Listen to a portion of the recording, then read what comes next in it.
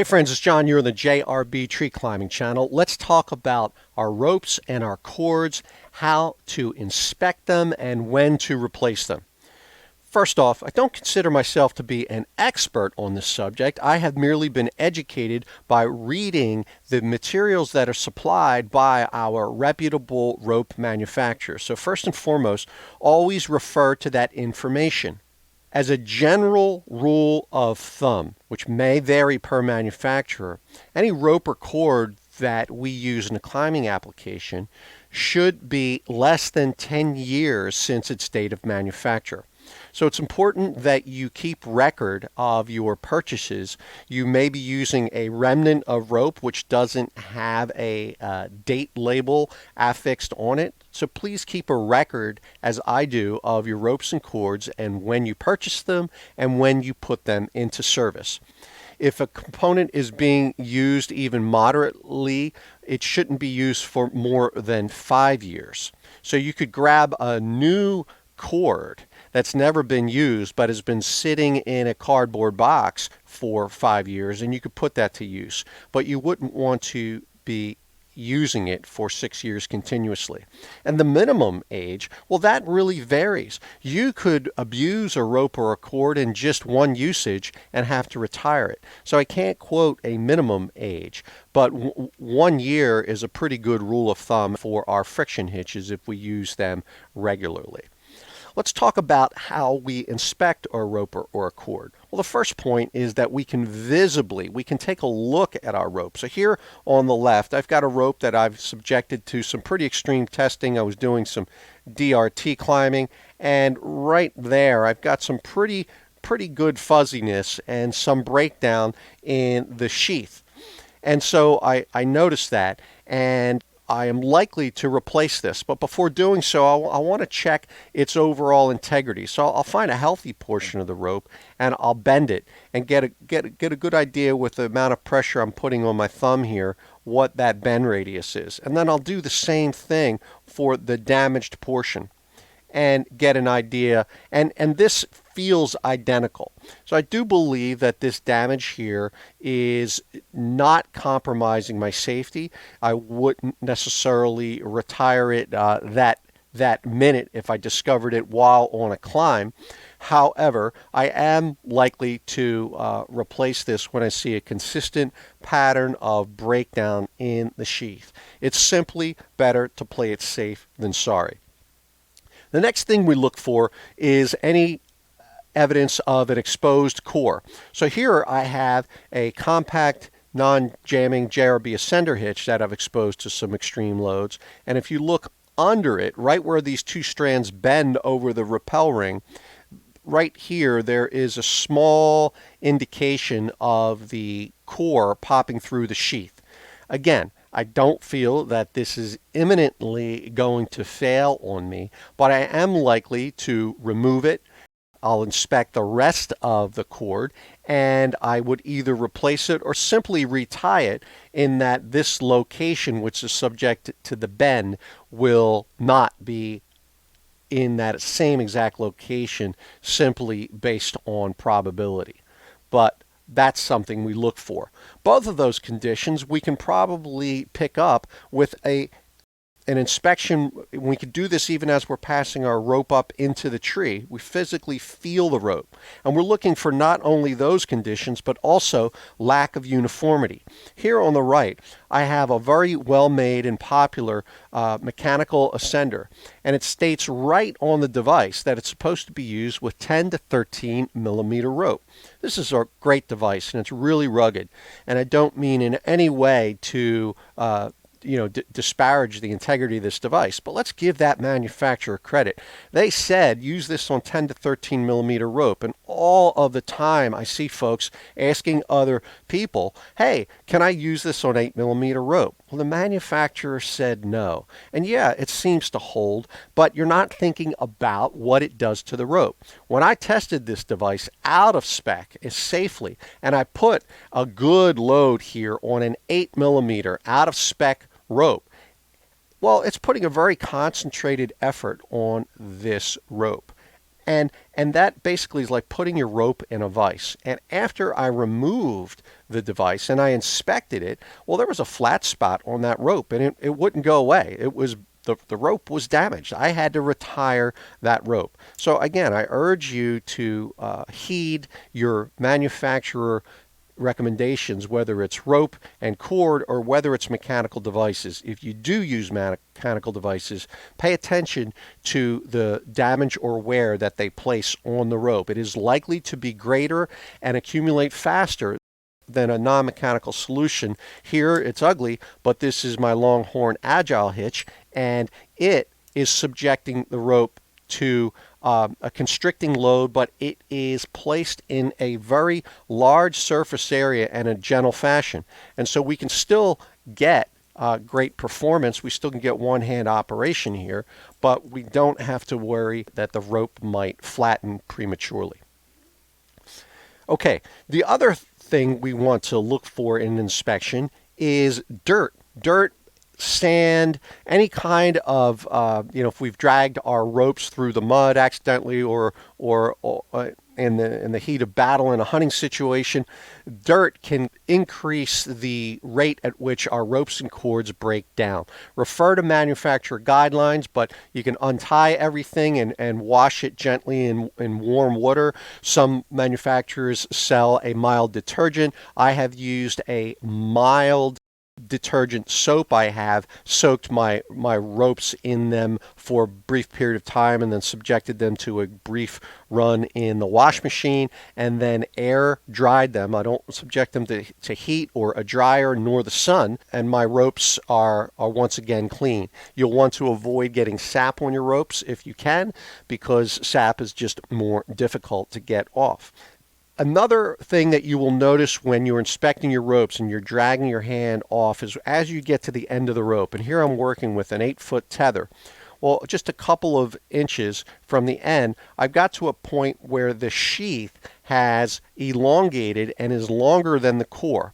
This process of pulling the sheath over the core, we call that milking.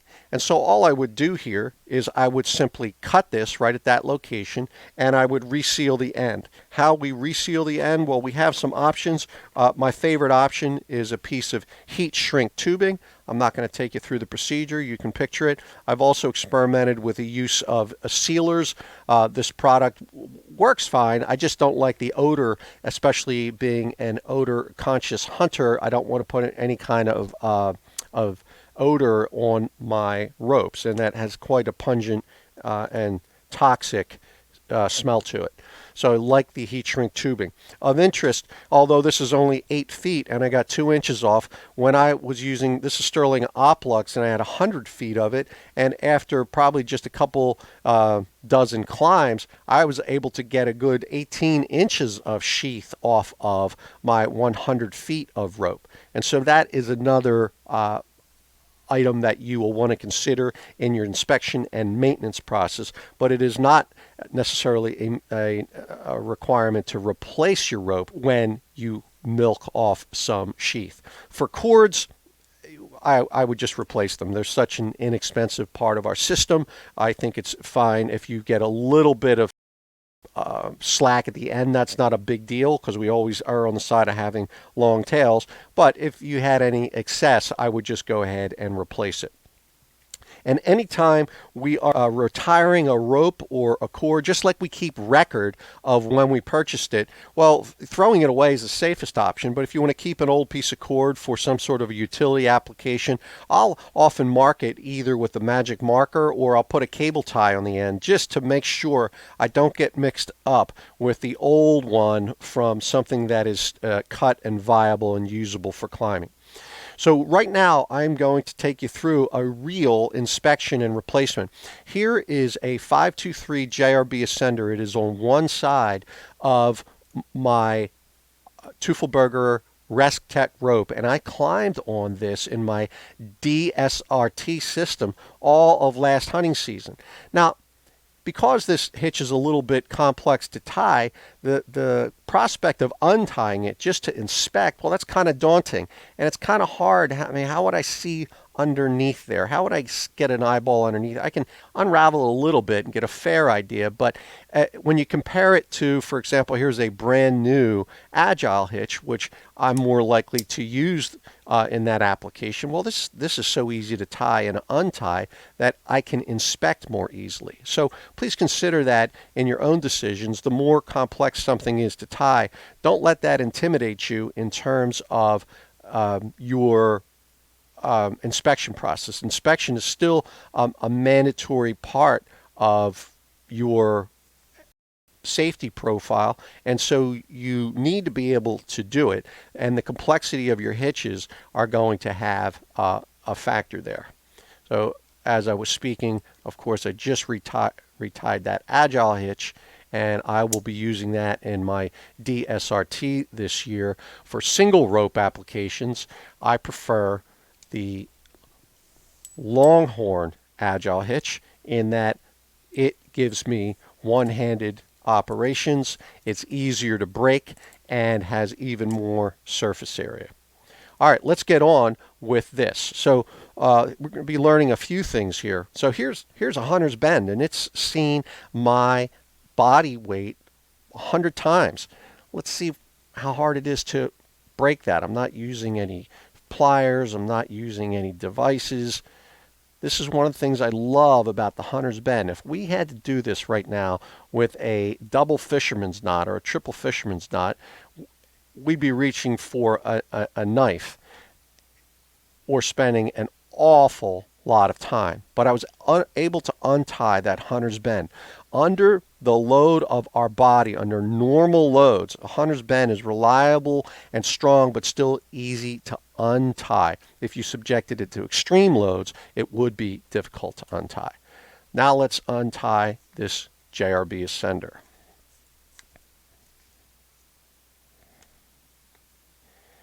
So I am fully expecting to replace this. I used it. I can see from the outside it's got, it's served me well, and it's a very minor investment. When you think about all of the things that we purchase as hunters, the concept of needing to replace your hitch cord, well, that's a really minor expense in the relative scheme of things.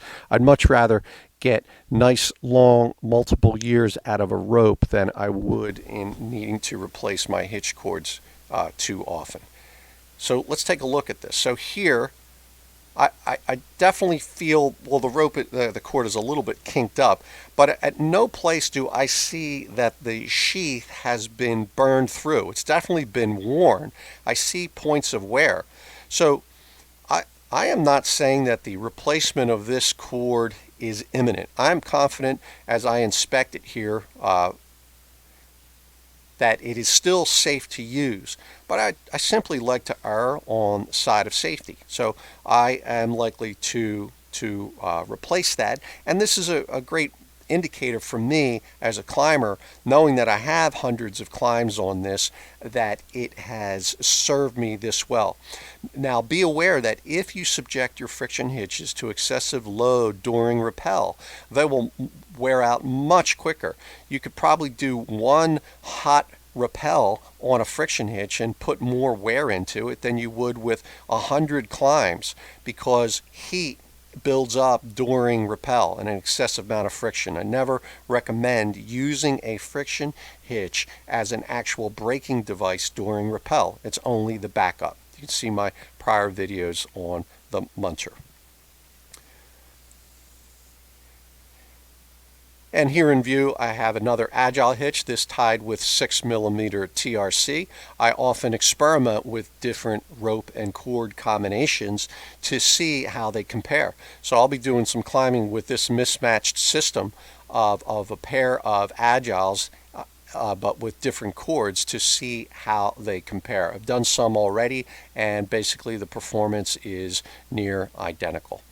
Okay, if you've got any questions, please let me know. But the main takeaway here is use common sense, check in with the manufacturer for their recommendations, and always err on the side of replacing your gear proactively, because your life is quite literally on the line. Thank you.